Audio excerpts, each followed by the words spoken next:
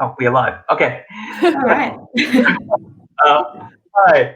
Welcome to the Microfiction Clinic for the 2019 Digital Writers Festival.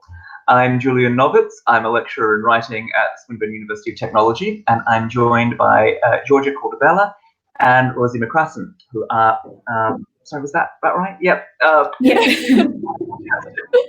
who are two very talented microfiction authors, and we'll get to their work in just a little bit. I'd like to begin, though, by acknowledging the First Nations and First storytellers of the land on which Georgia and I are located, the Wurundjeri people and Boon Warren people of the Kulin Nation, and pay respects to their elders past, present, and emerging, and also the Ngunnawal people of the land on which Rosie is located, and pay respect to their elders as well. And also our respects to the traditional owners of the land and any lands that this broadcast reaches. So thank you for joining me today. So this clinic is in relation to an annual competition that's run by the Digital Writers Festival and Swinburne University of Technology, where throughout the festival a prompt is given for each day, usually just a one-word prompt, and then writers have the opportunity to write a microfiction story of up to 500 words in length on the base that is based on that prompt within the next 24 hours. So the Digital Writers Festival Microfiction competition has opened for the first day, and the prompt for today is go, and entries are due by 9 a.m. tomorrow morning. So I'm joined up this year by two previous winners of the Microfiction competition, Rosie McCrossin and Georgia Coldebella. Rosie was the winner in 2017 and Georgia was the winner in 2018. So, and the aim of this clinic is really to just give writers who are out there some prompts and tips and ideas for how to write an effective work of microfiction, which I've always found an immensely challenging but satisfying mode of fiction to engage with. So I thought it would be interesting to do something a little bit different this year and get each of the two previous winners of the previous year's competitions to read their winning entry and talk a little bit about how they composed that entry in relation to the prompt that they were given at that time, and use that as an opportunity to talk a little bit about tips and techniques for writing good works of microfiction. So, Rosie, as you were the winner in 2017, I thought maybe we'd start with your entry. So, Rosie is a writer and student of economics based in Canberra at ANU. And your winning story, I believe, was Mud Flat Summer? That's right, yeah. So the prompt was play for this one. So yeah, I'll just go ahead and read it. I suppose I didn't notice it was ending. Everything was painted yellow, sunlight and mangoes broken into fleshy chunks on the bitumen, the bikes fallen over on grass thickened by prickles, walking from the corner shop where the immigrant family with their rain cloud eyes stare out at us. Technicolor lollies in bright white paper bags. Our feet are bare and browned by sunburn and dirt, strong against the burning bitumen. At the park, we sit on swings and talk about our world. It is a small one, but there's always something to debate. The heat invades our bodies and forces us under the platform of the playground, where we are printed with patterned shadows. The smell of the fresh bark is heady and sweet. Your tongue, stained by strawberry clouds, glows in the afternoon light. We are so far out now that the horizon has turned into shimmering waves. The water hovers tepid and unafraid around our calves. The toadfish and crabs with their sharp wariness make broad circles around us. You find a moon snail, hold him by his shell. We wait. We are very quiet. The mudflats are infinite and the ocean is an insipid plain. It is hungry for the heat. It eats it up and lies warm and comfortable around our feet. Perhaps it is saving it up for the night when the wind will come and whip its shallow waters into cracked white waves. The moon snail opens its timid body onto your hand. Its eyes venture out. We stand for a long time, the warm breeze flicking our hair as the fleshy white flower blooms and closes again and again. The boat has been there for a long time. It is a ghost boat. When you look inside, it is filled with rats and brokenness and other people's things. Photographs on an oven, bed sheets. Men on motorboat make their way noisily between the gaps in the trees. They shine and shift like ghosts. You kick the boat and the fiberglass crumbles. The emptiness of the mangrove forest eats up our voices and vomits them into symphonies of reverberation. I step into the dirty water. At the bottom, I can feel the too soft floor, antennae of the mangrove separating my toes. My skin is thick with mud. We crouch in the shade. We are quiet. The shadow shifts like a mother, hiding our squinting eyes from the sun. Sometimes I will wake up in the middle of the night, retracing the map again and again in my head. Now the creek is crowded in by golf courses and modern metal warehouses. And modern metal houses and warehouses for supermarkets. The mudflat coast is a tourist drive, and they've built picnic tables. They renovated the playground. A man came in to poison all the prickles. It took us a long time learning how to avoid those prickles in the grass. We could teach people. It is a terrific skill. Even now, I remember. Fantastic. Thank you. Rosie. I was I think one of the judges for that day in that year of the competition, and I remember that short story, that very short story immediately standing out to me because there's the richness of the detail around the landscape. Just really using the short form as an opportunity to tell, I suppose, a story that's not so much through the interactions between the characters, but through the way they relate to their physical location and the environment around them. So can I ask, what prompted? How did that emerge from the prompt of play that was given that day of the competition? Yeah, so I think this is a while ago now, but from memory, what I would have done was, I think, looked quite early at what that prompt was and sort of kept it in my head for the day, thinking of sort of different ideas. And I know that's what I did for other ones as well. And I don't think this would have been my first idea with that prompt. Usually what I take is, when I'm working around a prompt, is sort of maybe the third or the fourth idea, sort of further down the line. And I think just the idea of play, obviously has a relationship with childhood. And I think that kind of universality of this urban childhood and that kind of experience was something that I thought would work really well in the format. Yeah. Yeah, that's fantastic. Yeah.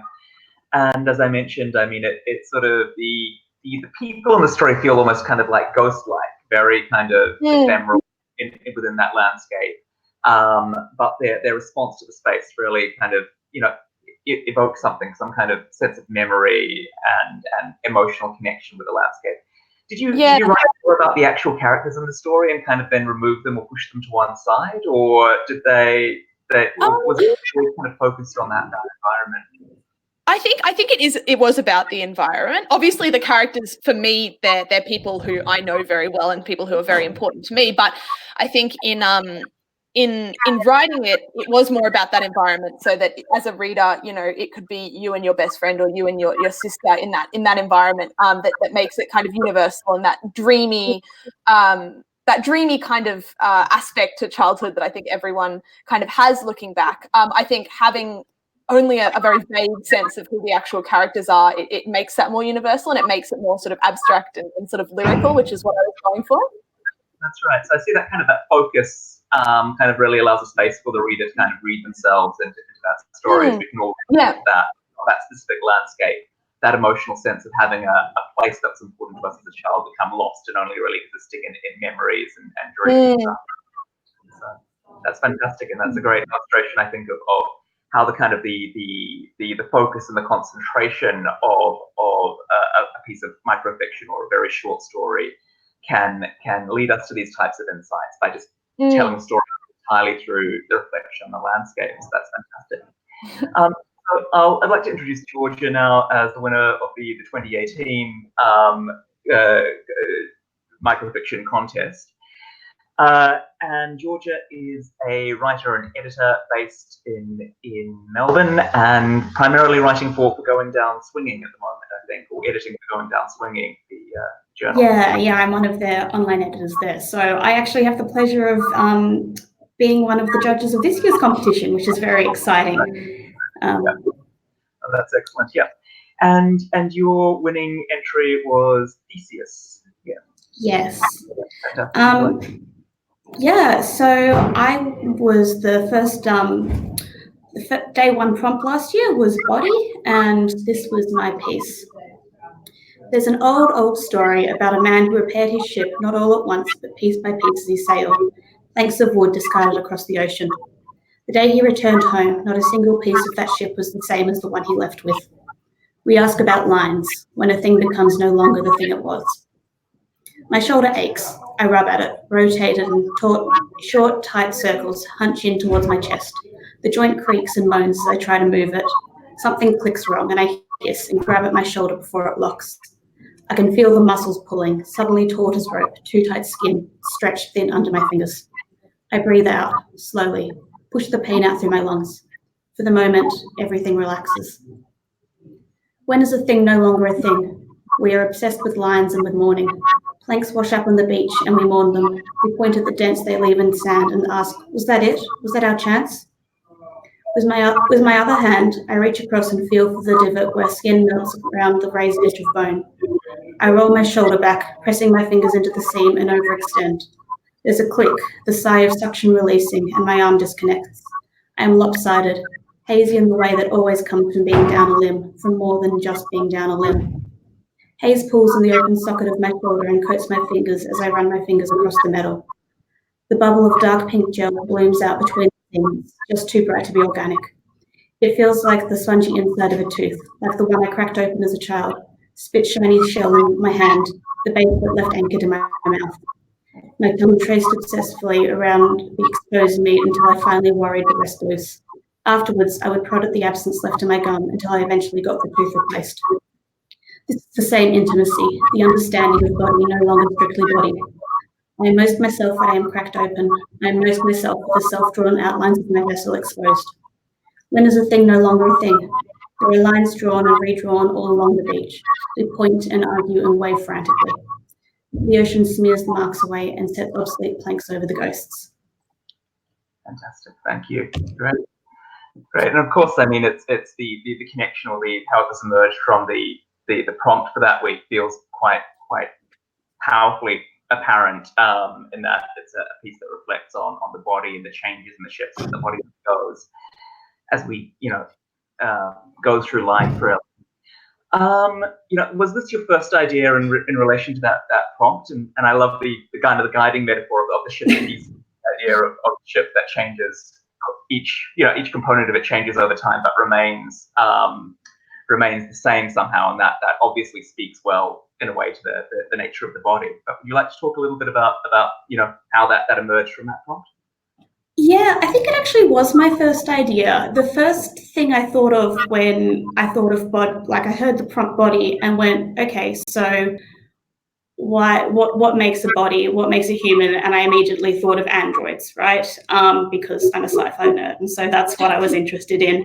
And that whole concept of like what makes us human, what makes us things, and that. So I thought the idea of that philosophical story of the ship of Theseus, which was something that I studied in uni back in the day, was an idea I had floating around in my head for a really long time anyway. And so that marriage of this kind of idea and identity and, okay, so when are we human? When are we human? No, well, if we're all made up of things, and that idea at the end that, well, maybe it doesn't matter anyway, we're causing a big fuss about everything, we're still people. So, yeah. Fantastic, yeah. And I suppose, I mean, it's just a lovely way of mapping that the philosophical idea of the ship of Theseus and that kind of change over time. The idea of the way in which we change and supplement our human body with, potentially with augmentation or prosthetics or, just the process of aging as a nature of change, we become something other than we once were. So, and it's a wonderful idea to sort of explore and unpackage and reflect on in a 500-word short story. So I thought a quick question I could ask for both of you, really, in terms of your writing of microfiction, both with these examples and maybe with other very short stories that you've done, is microfiction stories can vary between 500 words, which is the set length for this competition, or 1,000 words, or sometimes much shorter. Do you tend to let the word count requirement determine your concept or your idea? Does that have a shaping effect on what you want to write about when you sit down to write a very short story? I think it does to an extent. Obviously, it limits what you can do, and I think there's a great deal of difference between 500 words and 1,000 words, more than there is between say 2,000 words and 2,500 words. And I think, yeah, it's inherently going to limit the kind of concepts or the plots that you can write about. But I think at the same time, any idea that you come up with, if it's sort of got enough to it, you can scale it down. That's been my experience. But I have definitely written microfiction where I've started writing it and just thought, no, this is too much. This doesn't work for this kind of word limit. I think it does have constraints, but I think they're definitely constraints that you can work around if you have an idea. It's not a reason to rule out an idea. Yeah. Right. Yeah. And Georgia? I find I actually quite like microfiction and the idea that it gives you permission to write something really short. As a writer, I'm really terrible at writing long pieces. I hate doing plots. I hate kind of doing characters. I like those sorts of concepts. And so a lot of the work that I actually do is about like adaptations and building off existing ideas. And I think there's something really lovely about microfiction that lets you kind of bury into that real concept of what you're trying to say and do that really, really strongly. So I don't know if I would really say the word count does it, but just giving yourself that permission to say, okay, no, this is all this needs to be is, yeah, something really powerful. Yeah. And I can see that in both of the examples that you read here, in that, you know, there's this sense that the focus drives the story. In Rosie's piece, Mud Flat Summer, it's about the landscape and allowing and kind of removing the characters allows the reader a space where they can read themselves into that position. And you know, in Georgia's story, it's about the body and thinking about those changes and how we define the boundaries of the body without necessarily really needing to attach that to a concrete character. It's just that reflective that runs through it. So, and I think that allows, you know, a lot of space for imaginative engagement with just this single idea in both of those narratives. So I wanted to ask another question that was just on the tip of my tongue, but yeah. So in the composition process for a piece of microfiction, you know, you're not the word count and the restriction to be like radically quite short determines what the focus that you engage with. Do you tend to wind up writing more than the word limit when you're working on a very short story and then paring it back, or does it kind of like just expand to kind of reach the boundary of the word limit when you're engaging with it? I think you need to have, I mean, like with anything, you need to have some sort of editorial eye for it and be able to, you know, monitor yourself and trim your own work back. But I do kind of feel like a successful piece will expand to fit the space that it's given. It will be what it should be, if that makes sense. Yeah, I think I agree with that. I think my experience is that normally, especially in this kind of context where there's a limited time, I will spend like 90% of that time thinking about what I'm going to write and kind of limiting it or expanding it to fit the word limit. So by the time I'm writing it, it really is, the story is like the size of that word count. Yeah, I think yeah, if you've thought through the idea and it's something that is appropriate, I think it will sort of come naturally. Right. So you can scale it, either expand it or restrict it, or and get the conceptual process to come within that sort of those boundaries. That's really interesting. I mean, with my experimentations with microfiction, I've often found that there's a kind of instinctual point where you know it's ended, or where you hit this boundary where you've just said enough in the piece. Whereas when you're writing a full-length short story, you can get to 5,000 words and think, well, you know, 2,000 words of this is fluff that needs to be compacted or basically and but with microfiction, it seems it's almost more like writing a poem in a sense. You know, you just know when the words are there and you express the sentiment that you want to express. So next question, which is kind of connected to this, both in terms of your own writing and perhaps other writers that you've read or admired in terms of the microfiction that they've produced. What do you feel is the particular satisfaction that's offered by a work of microfiction in contrast to maybe other forms of fiction, like the more conventional short story, or on one hand, or even say the form of a poem on the other? What does a piece of microfiction do well that you know can't be accomplished in another literary medium? I think what can be really fantastic about microfiction when it is done effectively is sort of that it's this kind of self-contained moment, but that also has all of this story around it that you don't get and that you sort of fill in yourself. And I think it sounds like a little bit try hard, but for me, what's really fantastic about microfiction is that I feel like it's kind of like when you're like going for a walk at night and you sort of catch a little peek into someone's window and you can see them doing something, maybe they're like cooking or having a little dance or something. And that's kind of like this little tiny insight into this whole world, but you're only getting this little moment. And it's sort of like this self-contained narrative. And for me, that's what microfiction really is that one little moment that's kind of self-contained, but also really part of this bigger story. Yeah, that's fantastic. Yeah, that glimpse, that momentary window into somebody else's life that doesn't need to be explained or fleshed out, but creates the sort of space for speculation and imagination on the part of the reader. Yeah, Georgia, you have anything to add to that? No, I mean, I agree with Rosie a lot. I think that there's something, microfiction, again, when it's done really well, it has this way of kind of giving you this tiny glimpse and then getting under your skin. And I think that's the thing to me, is that you don't necessarily know.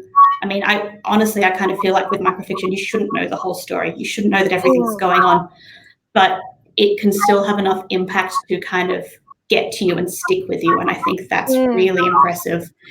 And it's almost, the comparison to poetry is interesting, although poetry, I'm going to stereotype like hugely, but it has, poetry can often be a little bit more maybe whimsical, vague, deliberately, whereas microfiction, it can be very, very pointed in what it's doing, and I think that's really cool. Yeah, and you've still got the structure, I guess, of like a narrative or a longer story. Yeah, without kind of trying to cram a whole story into there. You've got a concrete moment, and then it's just gone, and you're sitting there going, what was that? And I think, yeah. I agree that's a really interesting point, because I think like some of the best microfiction that I admire has a sort of directness to it. It's not being elusive or metaphorical about what it's discussing. It's just kind of honing in on one particular point of focus, one particular moment, and exploring that in often, quite meditative detail. So, and really inviting the reader very directly to contemplate that particular moment. So do either of you have any particular favorite microfiction writers or authors that you draw upon as models or keep in mind when you're thinking about writing microfiction, or that you take inspiration from? I think it's really hard to find microfiction. There's not a lot of it around. And I know that was, we were kind of, before we came to this session, talking about, let's, find some examples. And I actually really, really struggled. The author I would like to pull up, and it's a little bit cheating, but Carmen Maria Machado's her collection, Her Body and Other Parties, is a couple of pieces which are longer stories but made up of these little snippets of microfiction. And so it's basically a bunch of little discrete moments that are threaded together to form this whole story. And there's two of them that I'm thinking of. One is actually, I think it's a novella called Especially Heinous, which is tiny microfiction snippets that are modeled as like summaries of SVU episodes, and it's like 270 of them or something, and they're all these little discrete moments that build on each other, and which means that these throwaway lines and threads that form through them are just really, really gorgeous, but they often do work very well on their own. But as I say, it's cheating a little bit, because the impact of those comes from all of these things bouncing off each other, as strong as they are as individual pieces. Yeah, that's great. Yeah, and so they just kind of they work in tandem, but also kind of individually. It's like these kind of snapshot moments or self-contained stories. So that's great. Do you also struggle to find microfiction writers that really speak to you, or? Yeah, I did. I think you're totally right. There's not heaps of opportunities for that kind of thing to be published. And I think a lot of the time, there were a lot of things which I remembered as being microfiction, and then when I went back to them, they were actually poetry, and I was like, oh no. But Yeah, it is tough. But one particular author who sort of really inspires me more broadly, but especially in microfiction, is Helen Ghana, and I love her so much. And I think she writes in a way that's incredibly kind of lyrical and gentle, but has that kind of universal nostalgic feeling to it. And she does have a piece of microfiction in one of her short stories called A Happy Story. And I think it is actually a really specific, a very good example of good microfiction. It's about 700 words. And it's about her daughter, her teenage daughter wants to go to a Talking Heads concert. And she buys the tickets for herself and her daughter, and then realizes that she's just too old to go to this concert. Like, she doesn't have the right clothes. She won't feel right. She won't like what's happening. She'll be bored. And she ends up sort of sending her sister to go, her younger sister to go with her daughter.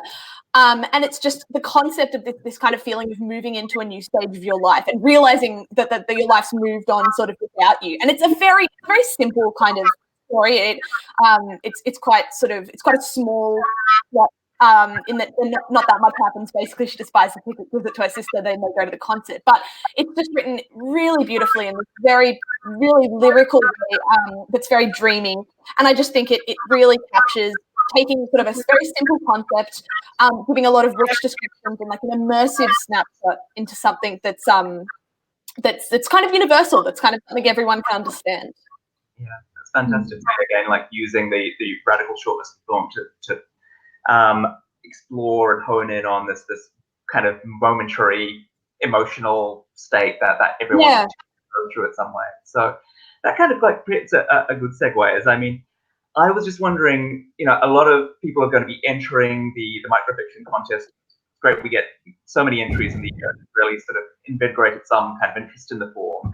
Are going to be struggling with thinking about how they're going to apply their particular prompt to the story they're writing each day. And I just wondered if you would like to maybe talk about what do you feel is often a good premise or subject matter for microfiction. I mean, obviously you can't explore an entire kind of satisfying narrative, emotional trajectory in kind of like that Freytag's pyramid kind of way as you would in, say, a conventional short story. But what makes for a good subject for a work of microfiction, in your opinion?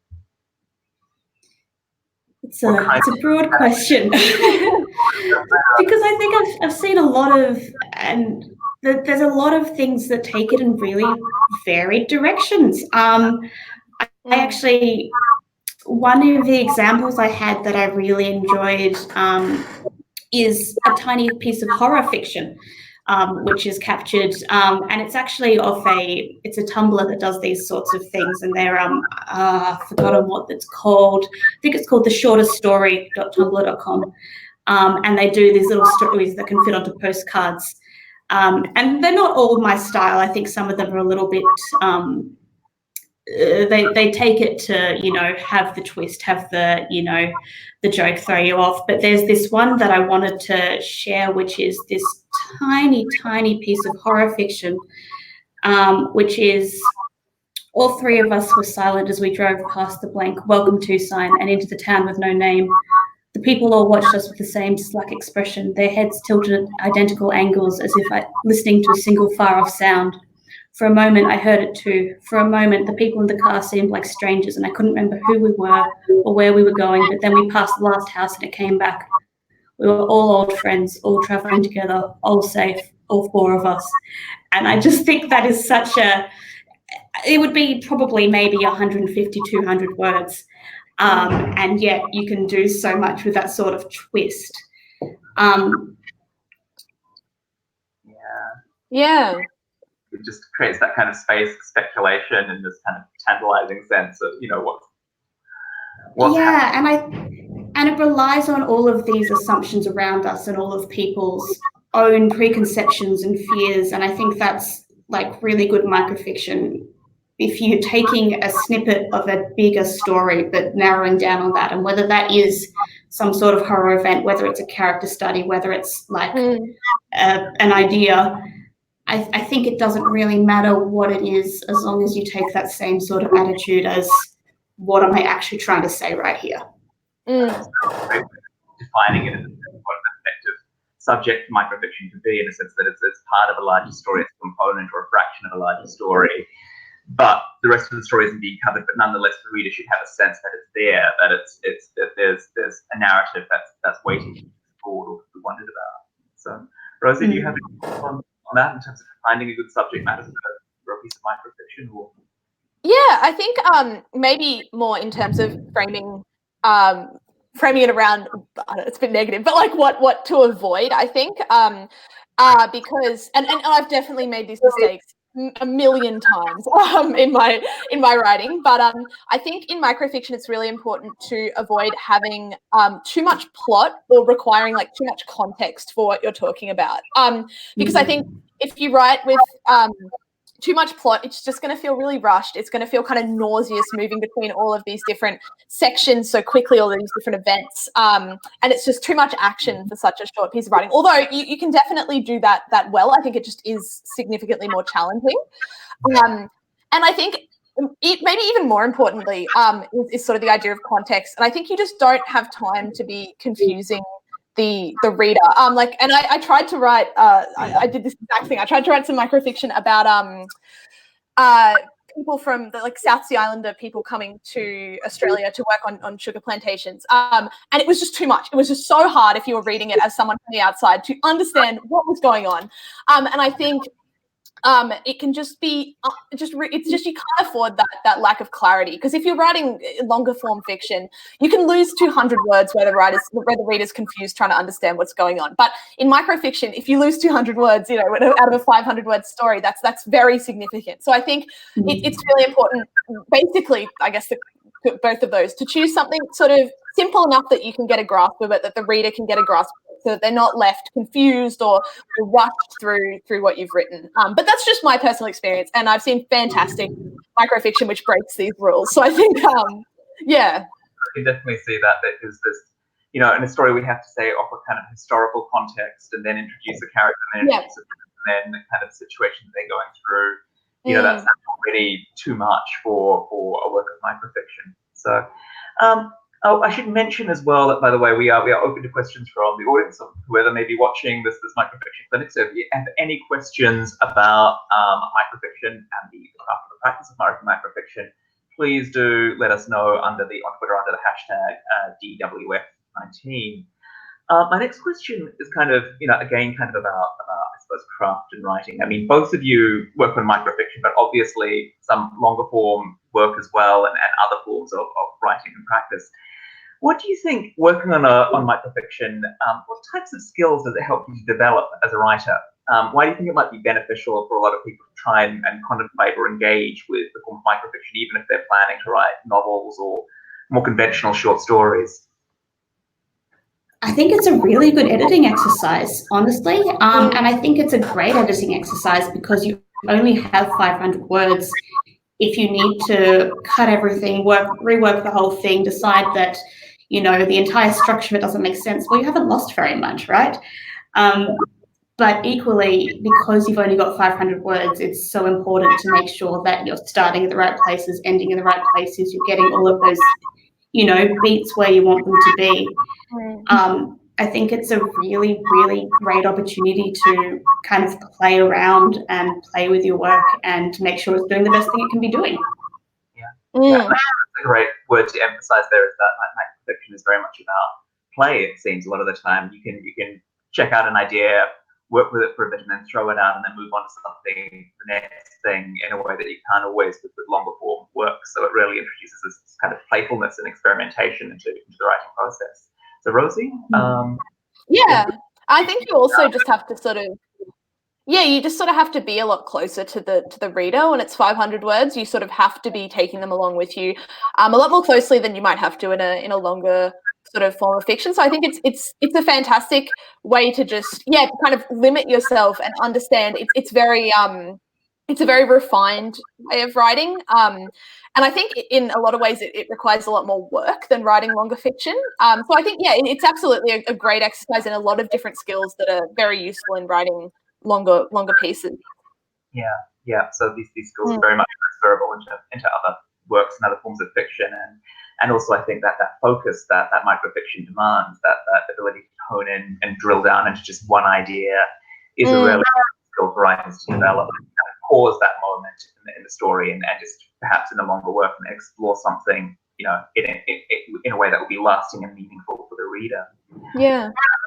Yeah, so coming back to that kind of idea of play and experimentation, I mean, when you're writing microfiction, do you tend to discard a lot of ideas or discard a lot of stories? Is there a point where you kind of know with the work of microfiction that it isn't going to, it's either getting too big and it needs to be a longer story, or that's just not going to really say anything meaningful? Is that a point that you reach? Do you have to throw out a lot?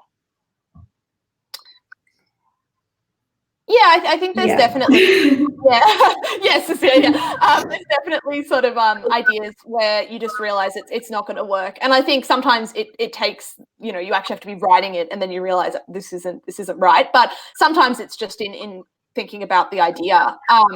But recently, I've sort of been, I wrote some microfiction. And I've been going through the process of trying to extend it into a longer story, it's been really interesting. It's not something I've done before. And realizing how different that microfiction is from basically converting, I think it's about 500 words into something that's more like 3,000. It's a really big undertaking, and it's a really interesting exercise in thinking about you know, plot and our ideas and images and how those change between those two formats. Yeah, good. Georgia, is it the same experience for you? Yeah. Well, I'm really interested by the idea of trying to expand microfiction into a longer piece. That's not something I've tried, but I imagine it would be really, really tough. Yeah, it is. Yeah, because I find that, like, for me, if I'm writing microfiction, I've normally got a pretty good idea about what I want to be covering when I'm going into it, right? So, you know, sometimes it works, sometimes it doesn't work, sometimes you're just sitting there going, there's no way that I can, you know, do a good enough ending line to make this, to do justice to this piece, things like that. Recently I've been trying to write some like micro memoir, I suppose, and I'm having, you know, I'm sitting here and going, I like this, but this has meaning because it has meaning to me, and I actually have no idea, honestly, if it would mean anything or have the same impact to anyone else, which is something that I have to just play around with, I guess, and try it out. But yeah, I'm a big believer in the idea that the piece should kind of be, you should let a piece be the length it's going to be. If it's not going to fit into microfiction, then don't make it be microfiction. I think one of the worst things you can try and do is take a long story and try and cram the entire story into that one piece. I think there's definitely ways to turn a longer story into a microfiction piece, but more likely it's going to be taking this little sliver from the middle of it that stands on its own. Because otherwise, as you say, like with plot and trying to cram all of that in, and you've got no room to let the stuff you're actually trying to do breathe, I guess. Yeah. That's a really good point. I mean, I think one of the pieces of advice that I got from the editor of Seizure, who runs the flash fiction competition for very short stories, when I was talking with him last year, was that he'd always tell when a story was submitted that looked like it was a 3,000 word story that had been compressed into 500 words. It always had that of tightness and a kind of a rushed energy to it that you know, a good work of microfiction shouldn't usually have. So yeah. Hang on, we have a question from via Twitter. Do you think that using first-person microfiction helps to get that closeness to the reader from the very beginning of the story? That's an interesting question. I mean, do you usually write in the first person when you're working on microfiction? That is an interesting question, because I often hate writing in first person, but yeah, the piece I did last year was largely first person. Yeah, same. I think it gives you it gives you an excuse to cut out character, I suppose, if that makes sense. Because it means that you're already conceptualizing a human being, and you know, if you're writing yourself as a character or going through these own experiences, you know, you're not going to be sitting there and explaining all the ways that you think. It's just, that's the preset. So maybe that does something for it. Yeah. Yeah. Yeah, it's really interesting. It's a very interesting question because I also just had to go back and look at the microfiction I've written and be like, what was that in? What did I write? And both of the ones that I wrote for the 2017 competition were in first person, which surprises me because I really normally don't write in first person. And I imagine that wouldn't have been deliberate most of the time.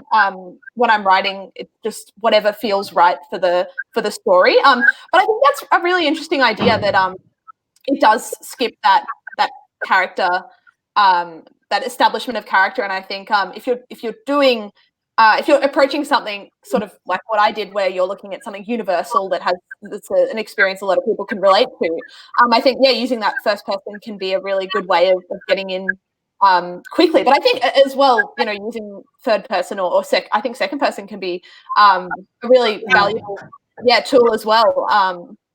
It's a good question. I was just thinking over the small pool of microfiction stories that I remember read and have stayed with me, and so many of them are first person, or a kind of a collective first person where they're talking about we and us and doing it as a group rather than kind of individualizing a character. So I think George's point that it does kind of cut out character and the need to have a distinctive persona in the story rather than somebody that the reader can sort of just read themselves into and relate to is really important. But I think if you are someone who sort of isn't such a fan of first person, which I know some people are, I think second person can actually be a really interesting one if you feel like trying it out. It's definitely, I think in microfiction, if I'm not writing in first person, I'm writing in second person. And I think it's because, especially, I would say if you're writing something more action driven, then second person can work really well. That's what I think I've tended to accidentally do. Is use second person as a kind of an immersive way to drive more action in a shorter piece. So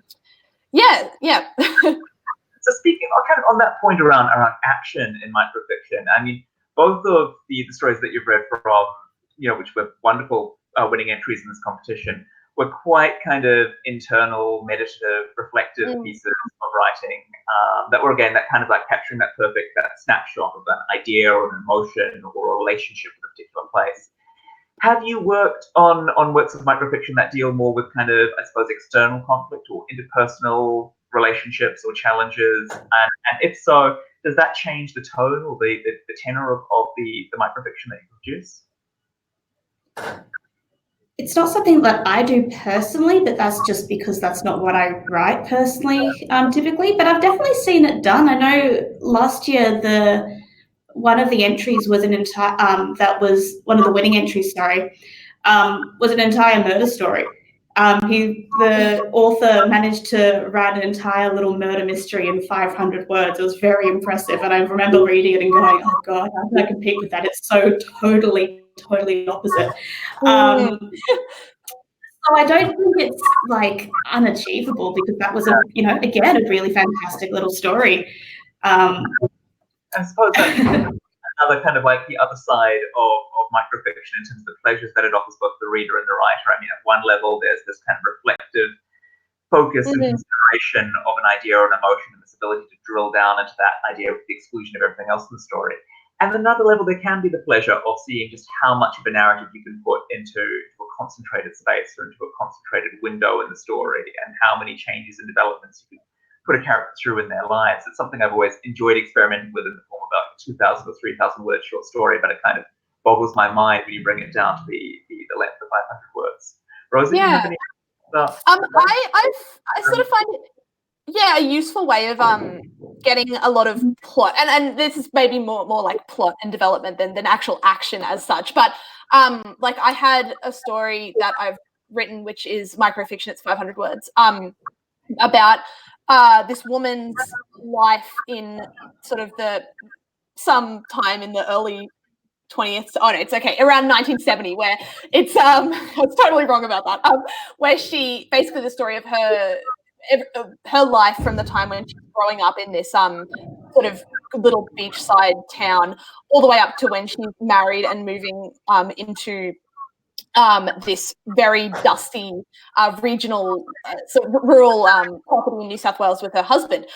So it's sort of that's obviously quite a lot for a 500 word story. But I think A really fantastic way to do this, and this is something that I've done not just in 500 words, but in longer pieces as well, covering a lot of action, is just to take, say, like in this particular example, it's just 3 images. It's the image of her when she's a child and describing that experience of her childhood and that landscape, then her wedding in the church and her getting on this train and the transition, and then this living in this place and that dusty kind of empty landscape. So just it's 3 paragraphs and 3 separate images that are sort of disconnected, but that form quite a long story over a number of years.